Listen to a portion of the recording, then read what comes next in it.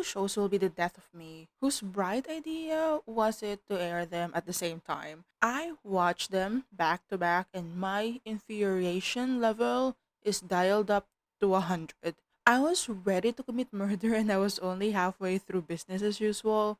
And if one more person tells me that Dobao's from something is not right, is just young and the character is realistically written, I will bite them. Like, seriously. And by the way, if you hear any background noise, that's the fan. I couldn't risk turning it off because it's so fucking hot right now. So let's start with Something Is Not Right because I feel like these two shows can be a sequel of each other. Dubao and Ji-yoon got together in college and then broke up, did not see each other for 8 years, with their characteristics totally believable, and then met after 8 years, and then business as usual is their story as an adult. And of course, they still have the same issues, misunderstanding and miscommunication. In Something Is Not Right, we have Dobao who has unrequited feelings for his best friend since high school, Jinyun. So we have a long-term emotional repression in a very K-drama coded school BL, which would have worked if Dobao is not a shitty friend. He's just so unbelievably cruel in certain moments to Jinyun, the guy he supposedly loved for a long time. And I understand having repressed your feelings so much that it hurts and in turn you lash out. But Jinyun has only ever been patient with Dobao. Am I really supposed to feel sorry for him and sympathetic with him? Because honestly, all I want to do is to hand Jinyun a better friend. Jinyun first appears to be your clueless, supposedly straight best friend who just is so loyal to Dobao, so patient as well. This man gets hit with emotional whiplash every time Dobao opens his mouth, and it still shows up with kindness and consistency. He's so loyal, so open hearted, and Dobao makes him his emotional punching bag, and it's so exhausting. And I'm supposed to be rooting for them to be together? Not likely. Watching him try and maintain the friendship while Dobao spiral is one of the most frustrating slow burn I've ever seen. So, Jung Hamin, the third guy, I appreciate that they made an effort to shape him into his own person instead of just being your generic love interest. For a moment there at the end, I actually thought it would be Hamin and Dobao, but of course, spoiler, it's not.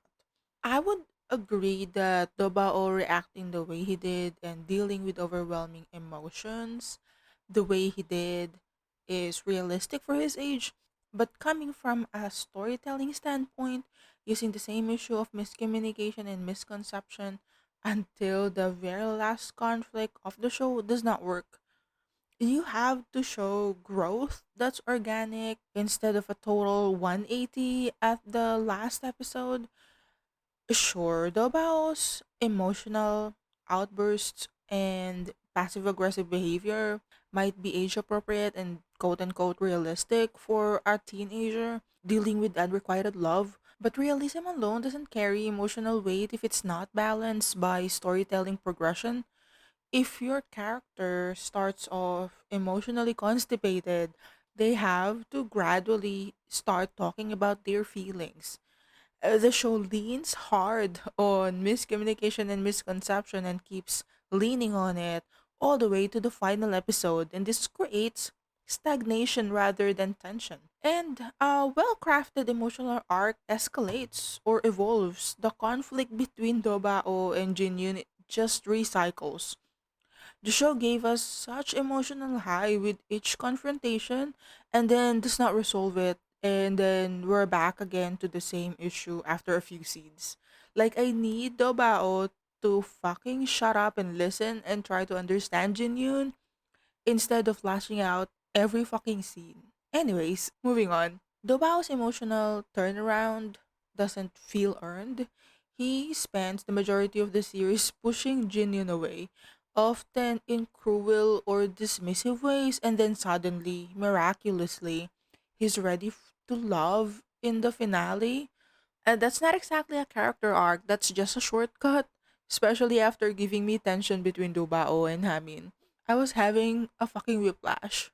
If your final emotional beat is that Dobao finally opens up, then you need to build toward that from the midpoint on. Moments of hesitation, partial vulnerability, maybe shows of regret, those things matter. Without them, the climax feels like it belongs to a different version of the character, one we never actually got to know. I think I only remember one moment when Jin Yoon pretended to be sick and Dobao ran to check on him. But that's not enough. Conflict is how we test character development. So if the way a conflict is resolved is exactly the same as it was created, then nothing has actually changed. Growth isn't just about changing circumstances, it's about changing behavior. And this is the best segue to business as usual. If you've seen Love is Better the second time around, it's the same concept, but the Japanese one is better. So just watch that one. That is so much better than this.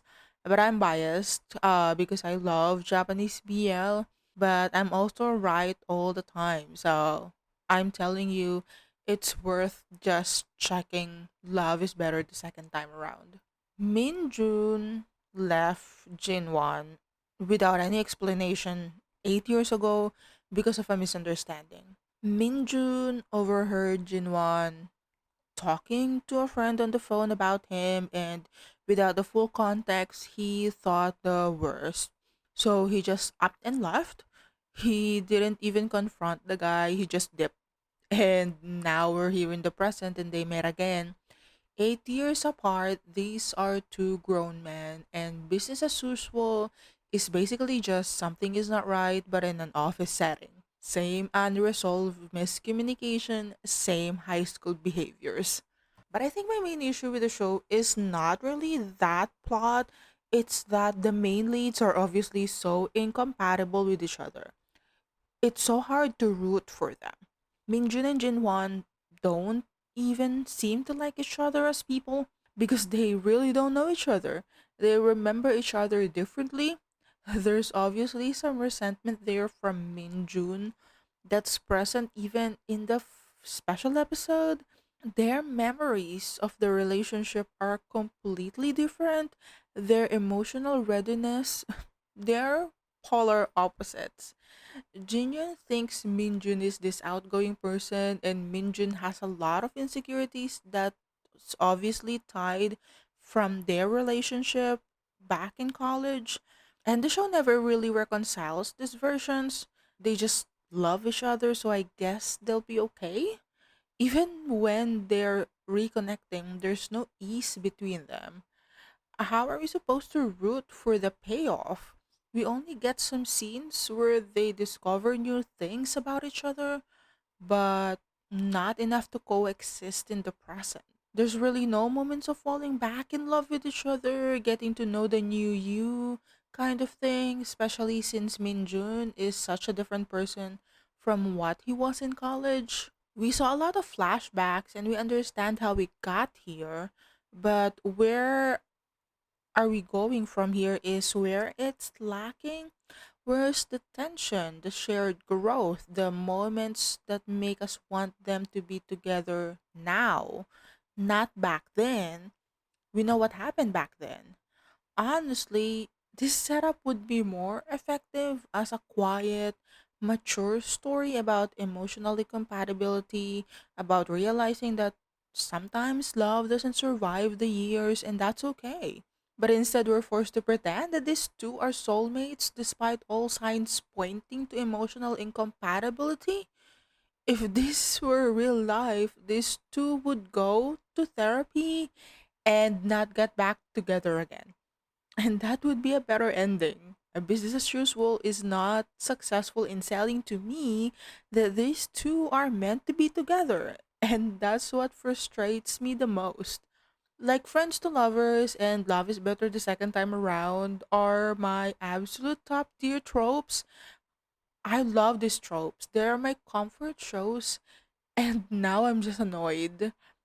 Both Something's Not Right and Business as Usual take tropes I adore and drain all the emotional payoff out of them. Instead of slow burn tenderness and hard won reconnection, I get frustrations and exhaustion. I should be rooting for these couples. This is a BL show. Instead, I just want to hurt someone. I'm tired and I'm annoyed. And honestly, I fucking need a drink.